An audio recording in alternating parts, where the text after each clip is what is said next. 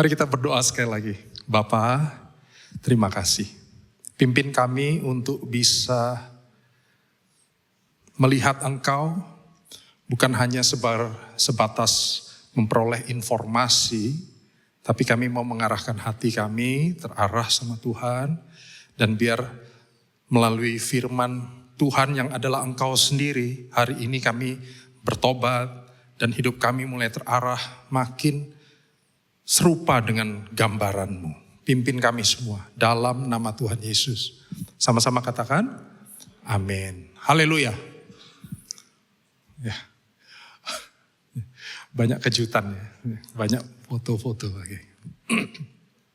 Tema bulan ini kita masuk kepada perfect love in an imperfect family. Kasih yang sempurna di dalam keluarga yang gak sempurna. Kontras ya. Dua orang yang gak sempurna dipersatukan Tuhan untuk melambangkan sebuah kesempurnaan di dalam hubungan Tritunggalnya. Untuk saya itu ajaib dan kepercayaan yang besar sekali untuk kita bisa merepresentasikan Allah untuk dunia ini. Apalagi kita bisa melihat bahwa keluarga itu memang gak sempurna. Tema saya hari ini nih. Ketika keluarga tidak sesuai harapan. Ya. Seringkali orang masuk berkeluarga itu dengan banyak pengharapan.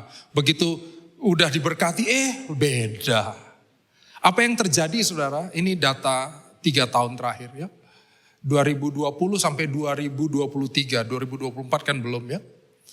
Maka ada rata-rata perceraian itu 460-an itu. Paling tinggi itu 2022, hampir 600.000 sudah. 1,5 juta orang bercerai. Yang mau menikah dengar. Itu tuh angkanya hampir 25% loh. Saat engkau masuk dalam pernikahan, percayalah. Ada 25% resiko perceraian di situ. Seringkali waktu masuk pernikahan kan ini yang enggak mau kita rasakan atau kita pendam dalam sekali. Waktu Pastor Surya tanya, gimana? Udah yakin? Yakin Pastor. Nanti ada ini loh konflik. Kami udah biasa konflik. Keluarga kami udah saling mengenal. Bukan hanya kami, keluarga besar. Saya teringat firman Tuhan. Matius 7 ayat 17-20 katakan demikian. Demikianlah setiap pohon yang baik menghasilkan buah yang baik. Sedang pohon yang tidak baik menghasilkan buah yang tidak baik. Tidak mungkin pohon yang baik itu menghasilkan buah yang tidak baik. Ataupun pohon yang tidak baik menghasilkan buah yang baik. Dan setiap pohon yang tidak menghasilkan buah yang baik pasti ditebang, dibuang di dalam api. Jadi dari buahnya lah kamu mengenal mereka. Waktu kita mau melihat kualitas seseorang, kalau kita runut-runut, ujungnya family, saudara. Family.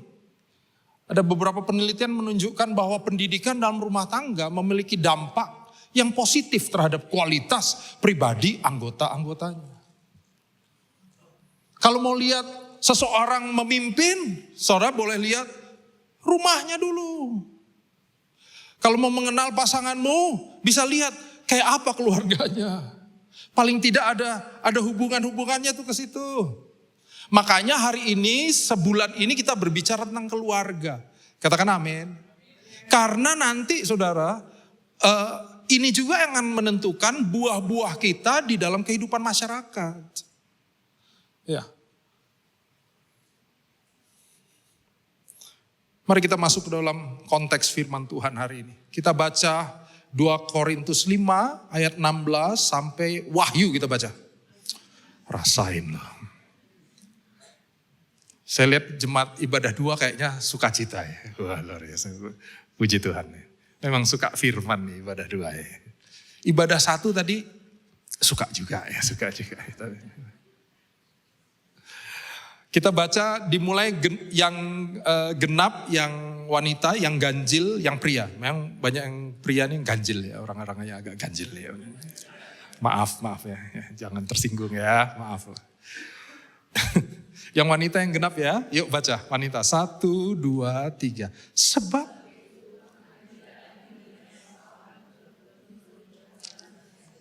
Dan jika.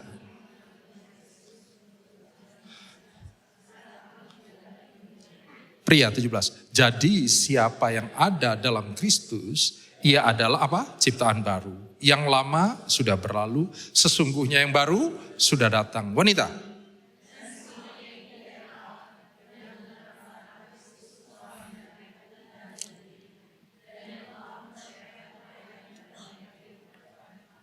Pria ya 19, 34. Sebab Allah mendamaikan dunia dengan dirinya oleh Kristus dengan tidak memperhitungkan pelanggaran mereka.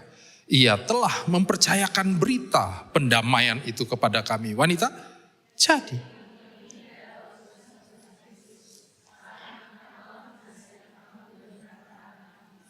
Dalam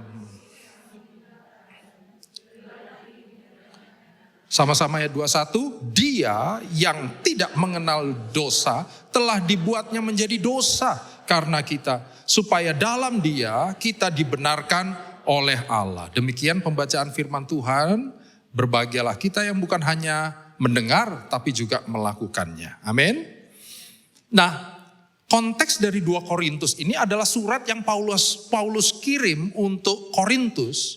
Paulus yang dulu namanya siapa saudara? Ah, itu yang salah, maaf. Memang dari kecil namanya 2. Ya, bukan waktu ada yang orang bilang, waktu dulu namanya Saulus sebelum bertobat. Setelah bertobat Paulus, enggak gitu. Dia itu orang Yahudi yang warga negara Roma, orang Chinese tinggal di Indonesia. Ada nama Lim Swee King. Tapi mungkin di sekolah dipanggil Senjaya. Misalnya. Jadi dari kecil namanya ya Paulus ya Saulus. Tergantung siapa yang manggil. Mungkin di rumah Paulus. Nah, untuk gampang kita manggil Lus. Karena dua-duanya ada ya Lusnya. Anyway. Tapi surat ini ditulis Paulus untuk jemaat di Korintus. Jemaat yang punya masalah internal, masalah juga dengan dia, keluarga rohani yang punya banyak masalah. Percayalah, nanti baca 1 Korintus, 2 Korintus, masalah saudara. Keluarga rohani yang banyak masalah. CLCC saya tahu kita ada masalah, tapi dibandingin Korintus, lebih banyak Korintus. Mengucap syukur. Tapi kita bisa bercerminnya, waktu orang sedang dalam masalah, paling tidak dari ayat-ayat yang kita baca, kita bisa belajar paling tidak ada 273 poin yang saya mau share buat saudara. Haleluya. Kan saya jarang-jarang nih Jim sini ya, jadi poinnya saya banyak ini Pastor Jimmy ya. Oke. GBU.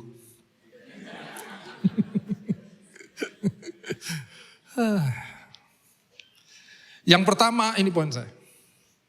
Membaca kehidupan dengan Kristus sebagai penulisnya, sebagai naratornya. Apa artinya? Mengubah cara pandang kita seturut Injil. Tahukah saudara, minggu lalu, ini data, ini kenyataannya ya. Minggu lalu ada 3 orang dari Intel, tentu karena Intel dia berpakaian sipil ya, hadir di ibadah kita. Minggu lalu. Nah, saya kasih perkiraannya ya. Waktu saudara tahu ada Intel yang ikut ibadah kita di sini, kira-kira ada apa? Yang pertama, 1, menjelang pemilu mereka memang masuk ke banyak tempat ibadah untuk melihat ya bagaimana situasi juga, memperkirakan situasi. Itu A pilihannya. Pilihan kedua, B, mereka adalah keluarga dari salah satu leader kita di sini yang diundang untuk beribadah bersama. Itu kedua. Yang ketiga, memang gak sengaja. Mereka lagi di PVJ. Ada ibadah, mereka naik ke sini. Itu ketiga. Oke? Dari 3 pilihan ini, siapa yang milih A? 1. Memang mereka lagi tugas di sini memantau perkembangan karena mendekati pemilu. Angkat tangan. Kalau yang milih A. Enggak ada. Oh ada ya, puji Tuhan. Wah, ada yang nunjuk tapi ragu. agak cemas. Nunjuk. Belakang nggak kelihatan tapi Pastor Semi bisa lihat. Thank you GBU. Ada yang merasa dua, dia diundang keluarganya yang adalah leader kita di sini ikut ibadah sama-sama dengan kita di sini. Ada yang merasa kayaknya nomor 2 nih, angkat tangan saudara. Ada ya. Di atas ada nggak yang berpendapat? Oh ada ya, oke, pilihan nomor 2. Nomor 3, dia nggak sengaja lagi di PVJ liburan, naik ke atas ikut ibadah. Yang setuju ketiga, yang berpendapat, oh ada di belakang ada. Yang nggak ngangkat tangan dengar, Tuhan tetap mengasihi saudara. Oke. Tidak mempengaruhi keselamatanmu, tapi tolonglah. Aktif dong. Mungkin saudara akan berpendapat berdasarkan pemikiran masing-masing, cara pandang masing-masing. Mungkin saudara punya pengalaman tentang yang nomor 1, nomor 2, 3 yang mempengaruhi pilihan tadi, ya saudara. Apalagi kalau saudara tahu bahwa cerita tadi itu hanya karangan saya saja. Untuk menentukan bahwa ini penting buat mempercayai suatu narator untuk bisa mengerti, mendapat pemahaman tentang sesuatu. Gak ada yang amin lagi. Haleluya. Tadi itu bukan bohong, tapi ngetes. Ya, bukan, ya. Itu gak ada, itu cerita saya saja. Ya. Saudara, kalau naratornya salah lah beritanya. Hati-hati. Atau datanya sama, tapi saudara mandang dengan kacamata yang berbeda. Hari ini saya mau ngajak kita, kalau lihat tuh, mundur tadi ya. 2 Korintus 16 yang kita baca tadi, 2 Korintus 5 ayat 16, dimulai dengan kata itu. Sebab itu, sebab apa? Ayat 15 sebabnya. Dan Kristus telah mati untuk semua orang, supaya mereka yang hidup tidak lagi hidup untuk dirinya sendiri, tapi untuk Dia yang telah mati dan telah dibangkitkan untuk kita. Baru ayat tadi, sebab itu. Jadi pengenalan terhadap karya Kristus dalam hidup kita menjadi dasar. Injil menjadi dasar. Ya, tapi ada kan orang Kristen yang gak jadikan Injil jadi dasar, fondasi. Dia jadikan Injil jadi furniture. Di rumahnya. Dipakai hanya sekali-kali. Di satu bagian. Sofa di ruang. Dia jadikan Injil sebagai sofa. Digunakan hanya di ruang tamu. Tapi ruang-ruang yang lain dalam kehidupannya dia gak pakai. Atau Injil sebagai tampak muka kehidupannya. Wih, Kristen. Rajin doa. Ibadahnya luar biasa. Tapi gak dasar hidup. Saya percaya di sini semua menjadikan Injil sebagai dasar kehidupan. Amin. Sini sih, kadang-kadang ini ada di gereja-gereja kutub utara, bagian pedalaman 200 meter pinggir jurang, perempatan jalan sebelah es mencair. Jauh. Mereka sering jadikan Injil bukan dasar hidup. Mungkin tujuan wisata. Karena Injil adalah dasar hidup, marilah hidupi, saudara. Hal-hal yang gak setuju, gak selaras dengan Injil, rombak, ganti, temboknya ganti, pendapat-pendapat kita ganti, cara pandang kita ganti, sesuai Injil. Kata menurut ukuran manusia itu diambil dari bahasa Yunani, sarka. Bukan saja ukurannya, itu juga gini, pandangan duniawi gitu. Human nature, materialistik, kedagingan.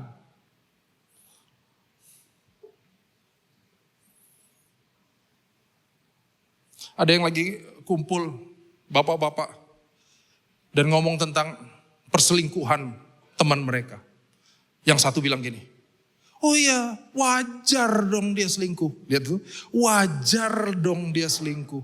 Pria itu seperti kucing. Meow. Yang kalau lihat wanita cantik, bagaikan ikan goreng katanya gitu. Dia akan langsung mencaplok. Dalam hati saya, ini Dia pikir pria itu kucing lagi. Dia pikir wanita cantik ikan goreng. Dan dia mewajarkan perselingkuhan dengan pendapat ini. Wow.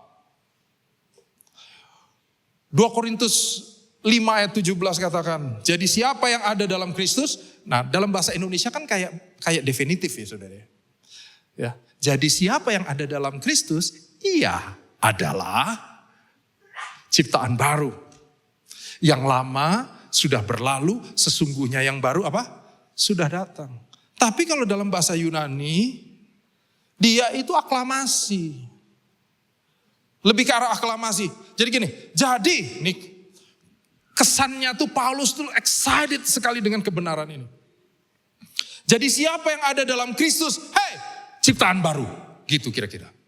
Gak pakai iya, adalah. Gak apa-apa, gak salah terjemahannya. Tapi nuansanya aja sedikit berbeda. Ya.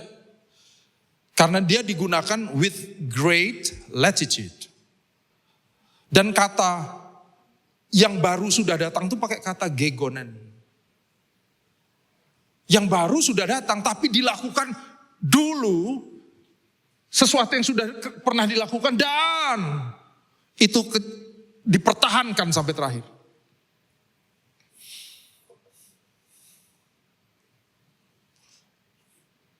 Harusnya orang Kristen akan dikenal berbeda dengan ini.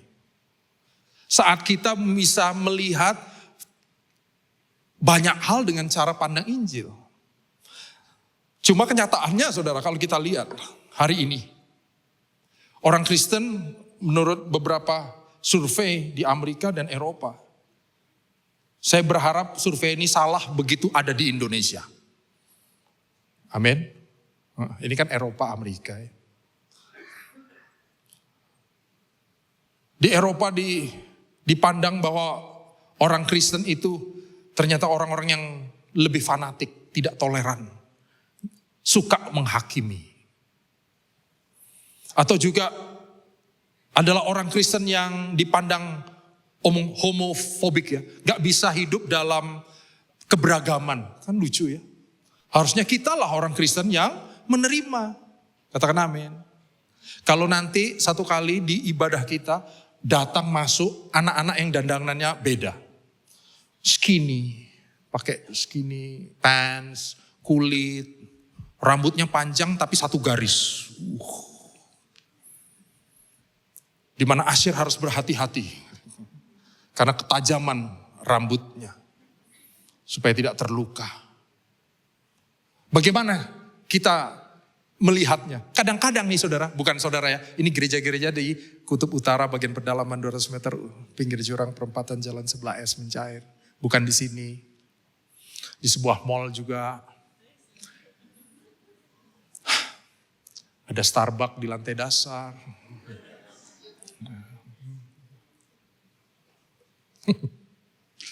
Begitu ada yang beda aja tuh, kita tuh langsung, muka kita tuh udah lain deh. Langsung ngeliatin. Kalau kita merasa gak comfortable, lihat dia duduk mana kita menghindar ya gak? Duduknya lain sih. Dari gesture aja udah gak bisa nerima. Makanya hari ini di poin pertama ini saudara, saya ngajak kita semua untuk bisa melihat orang lain dengan cara pandang Injil.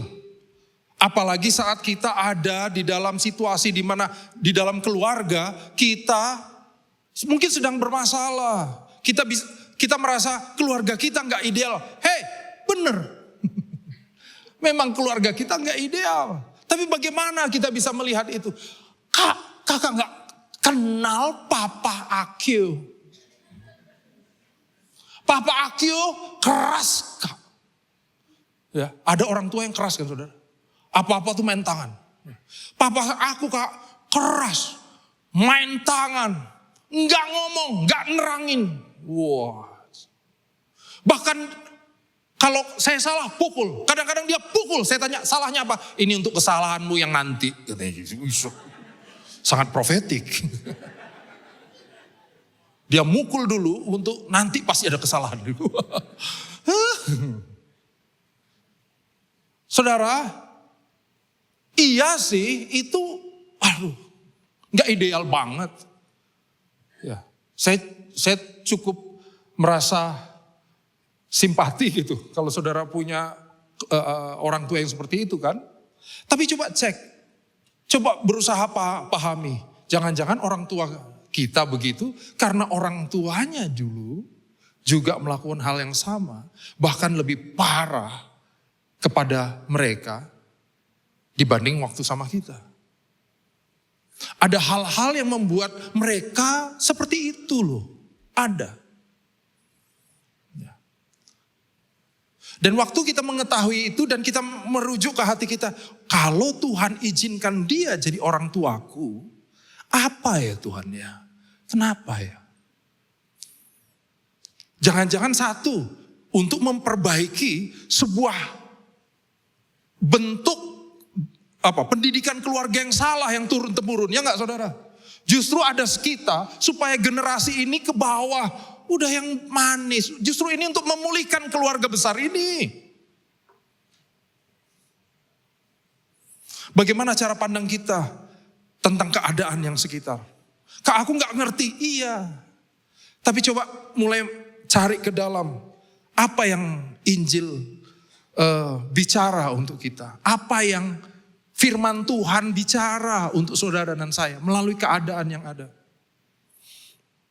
Ya. Aku gak demen Kak di rumah. Aku pinginnya keluar dari rumah. Mungkin ada waktunya saudara punya waktu untuk doain keluarga. Ada kalanya karena kita benci, gak suka keluarga kita. Bahkan kita lupa mendoakan keluarga kita. Apa kata Injil tentang keluarga kita? Mari, rekan-rekan, Bapak Ibu Saudara, ubah cara pandang kita menurut cara pandang Injil. Karena mengubah orang lain dan keadaan itu memang bagiannya Tuhan. Amin. Tapi mengubah cara pandang kita itu bagian kita. Ubah cara pandang kita hari ini. Paulus mengubahnya. Paulus itu dulu lihat Tuhan Yesus benci. Paulus itu lihat tuh murid-murid Yesus dirajam. Tapi satu kali Paulus melihat karya Kristus. Dia melihat gospel. Apa yang dia buat? Dia mengubah cara pandangnya terhadap Kristus. Ini gak mudah. Sama seperti apa yang terjadi di kita. Gak mudah. Tapi ini sebuah keputusan yang harus kita ambil. Amin ya. Terakhir, saudara suka kata itu? Saya lihat begitu saya bilang terakhir banyak yang tersenyum. Dan senyum membuat saya tertolak. Untung saya sudah penuh di dalam Kristus. Yang kedua dan terakhir. Saudara, ayat 18 tadi katakan, 2 Korintus 5 ayat 18. Dan semuanya ini dari Allah. Yang dengan perantaraan Kristus telah mendamaikan kita, dia mendamaikan kita dengan dirinya. Dan yang telah mempercayakan pelayanan pendamaian itu kepada kami. Dia sudah mendamaikan kita dengan Allah, dengan dia sendiri Kristus. Dan pelayanan pendamaian ini diserahkan kepada kita. Saya mau dorong kita menjadi pelayan-pelayan pembawa berita pendamaian. Amin ya.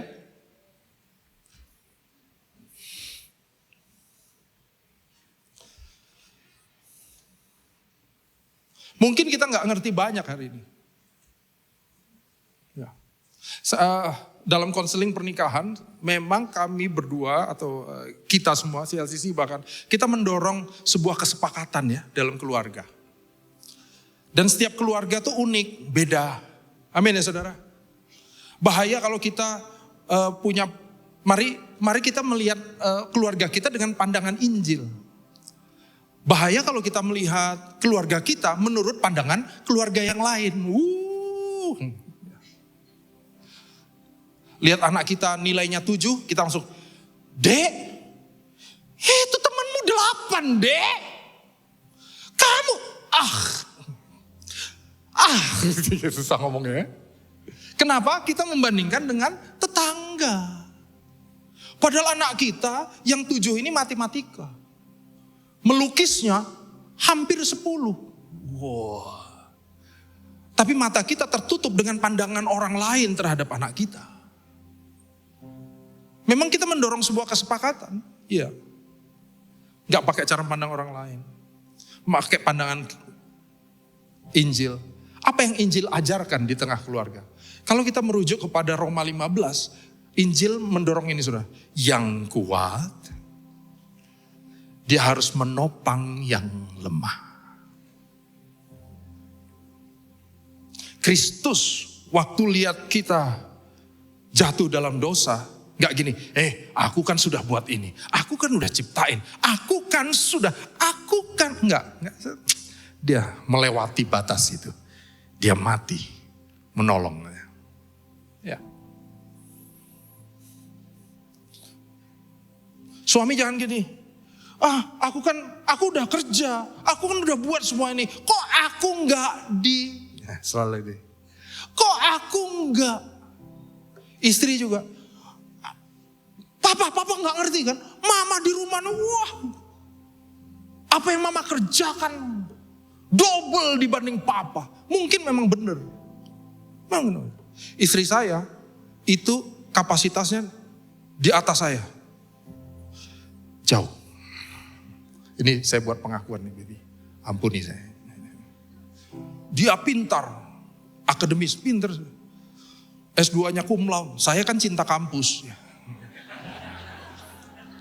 Saya kalau di kampus, saya berbahagia sekali ya. Ketemu teman-teman, apa kabar? Saya mulai malas dan mulai keluar dari kampus saat saya, kok teman-temanku udah gak ada semua.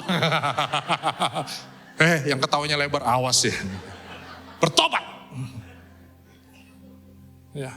Tapi dalam keseharian, Fani gak pernah gitu kan. Kamu dong ya, aku kan udah gini. Aku kan yang lebih. Enggak. Ada struktur kan di situ. Mari kita sama-sama saling melewati itu dengan kasih Allah. Katakan amin. Waktu saya mau menikah, kakak rohani saya bilang, Sam, kamu udah siap jadi suami? Saya bilang, iya. Dengan cepat, tanpa perenungan. Kakak rohani saya bilang, Sam, suami itu harus siap jadi keset di rumah. Jadi welcome nih. Bercanda, maaf ya. Tapi saya jawab sama kakak rohani saya, Mas, saya panggil dia Mas. Mas, jangankan jadi keset Mas, ubinnya pun saya siap. Wah, begitu saya menikah, saya bertobat-tobat ya. Karena jadi ubin tidak segampang itu. Suami punya pride, suami pingin dilayani, pingin di acknowledge. Ya. Pingin diajak ngomong, pingin dipuji. Kurang dikit langsung, kok.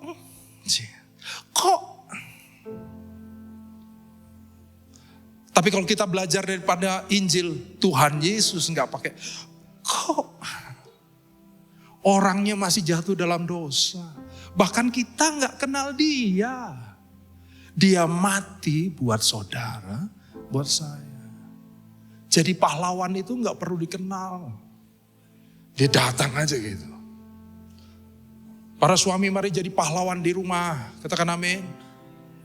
Ambil tanggung jawab. Pompa rusak. Mana pompa? Sini pompa. Bisa berbaiki pompa? Enggak. Tapi aku punya nomor tukang pompa. Iya dong. Maksud saya ambil tanggung jawabnya. Bukan berarti kita bisa semua. Enggak. Tapi kita berperan. Ya. Istri juga gitu, ambil peranmu. Lewati batas itu.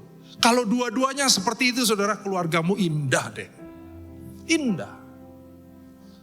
Saling katanya. Saling melayani, saling berperan, saling berfungsi, saling mengampuni, saling berkorban. Saat yang satu lemah, kita yang angkat. Ya. Tim Keller.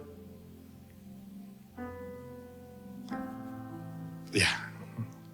Tim Keller bilang, jika penderitaan yang Yesus alami tidak membuatnya menyerah pada kita, maka tidak akan ada hal lain yang akan membuatnya menyerah dengan kita. Kalau engkau sedang dalam masalah keluarga, kayaknya jalan buntu. Dengar saudara, Allah gak menyerah dengan saudara. Supaya apa? Saya tutup dengan kata-kata yang sering diulang oleh Pastor Yakub Tri. Dia selalu bilang, biarkan Allah bekerja di dalam agar ia dapat bekerja melalui kita. Kalau saudara sedang diproses hari ini, pahami Tuhan lagi bekerja di dalam. Karena satu kali ada orang punya proses yang sama dengan saudara. Dan saudara bisa membebaskan roh Allah bekerja melalui saudara keluar. Apa yang Tuhan kerjakan di rumah hari ini, itu persiapan kita untuk memberkati kota ini. Di dalam, supaya bisa memberkati melalui.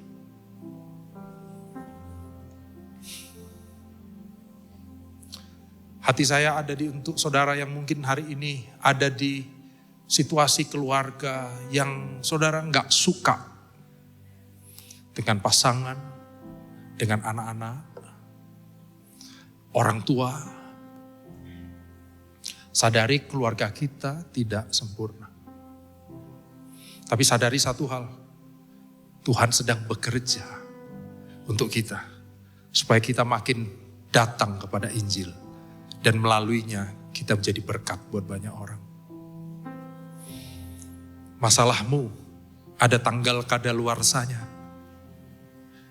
Jangan-jangan besok udah selesai. Mungkin masih lama.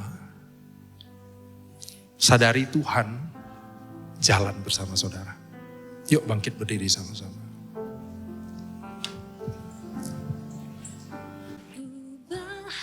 Hatiku seperti hatimu. Amin.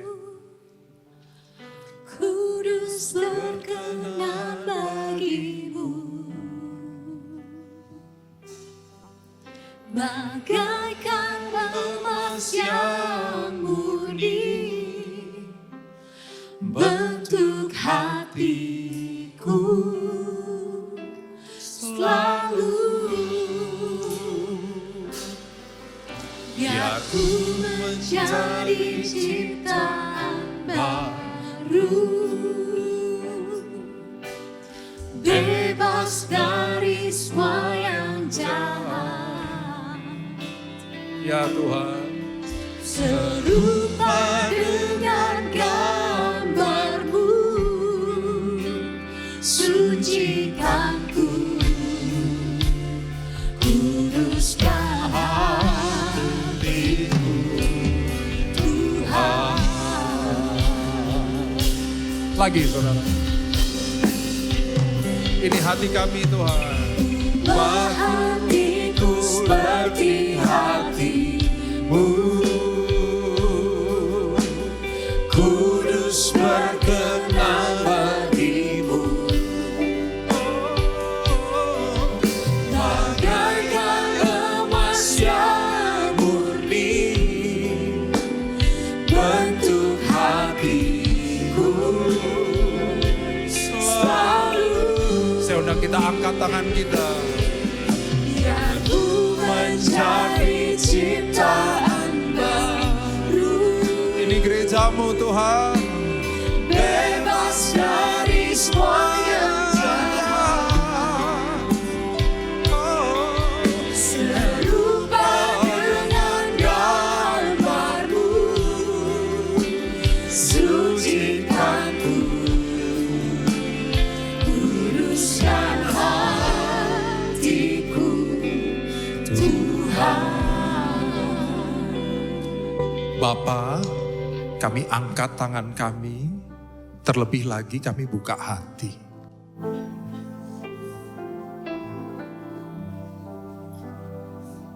Ampuni kami Tuhan, ampuni kami. Saat ini kami mau bawa hidup kami dirikan di atas Injil sebagai fondasinya. Injil sebagai dasarnya.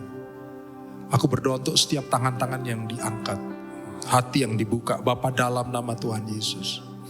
Biar Injil menjadi penguasa dalam hati setiap kami. Dalam nama Tuhan Yesus. Dan kami mau Tuhan melewati proses itu. Melewati proses di mana pandangan-pandangan kami, dunia kami diruntuhkan. Dan Injil menjadi pandangan baru buat setiap kami. Dan Bapa, untuk tangan-tangan yang diangkat ini Tuhan, Bapa kerjakan mujizat-Mu dalam nama Tuhan Yesus. Berkati setiap keluarga Tuhan. Hadir di setiap keluarga. Dan melaluinya Engkau bekerja. Sehingga setiap keluarga yang ada menjadi berkat buat banyak orang. Bapa terima kasih. Kalau ada di tengah kami sedang ada yang mengalami persoalan, pergumulan di tengah keluarga mereka. Tuhan, hadirlah Tuhan. Beri jalan keluar. Beri hatimu sendiri di tengah para anggota keluarga. Bapa terima kasih. Terima kasih. Terima kasih. Biar firman-Mu terus kami bawa dalam hati kami. Hanya di dalam nama Tuhan Yesus. Sama-sama katakan, amin. Silakan duduk saudara.